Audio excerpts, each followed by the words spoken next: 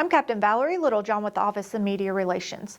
I want to update you on an officer-involved shooting that occurred on September 2nd, 2024.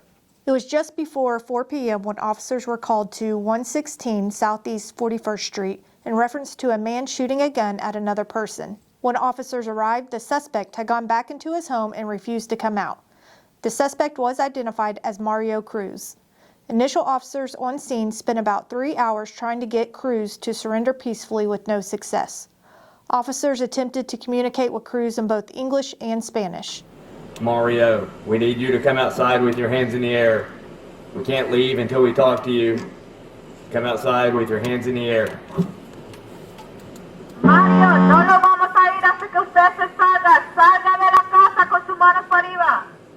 When negotiations were unsuccessful, the tactical unit was called and arrived on scene to assist. After several more hours of attempting to negotiate with Cruz, he crawled into the attic space of the residence and began breaking out one of the exterior attic walls. Once Cruz was able to open up part of the wall, he pointed his firearm at officers multiple times from an elevated position.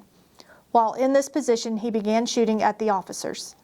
After being shot at, one of the officers deployed a 40mm less lethal round, striking Cruz in the body. Cruz then fired his gun at officers again. At least one officer was struck with shrapnel during these shots by Cruz. After shooting at officers, Cruz jumped to the ground, still holding the gun. He walked around the back of the house where he confronted tactical unit officers. Cruz was given commands in both English and Spanish to drop the gun, but failed to follow the officers' commands. One officer discharged his firearm, striking Cruz.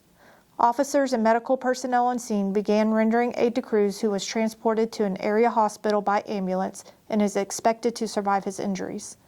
The officer involved was placed on routine administrative leave pending the outcome of the investigation.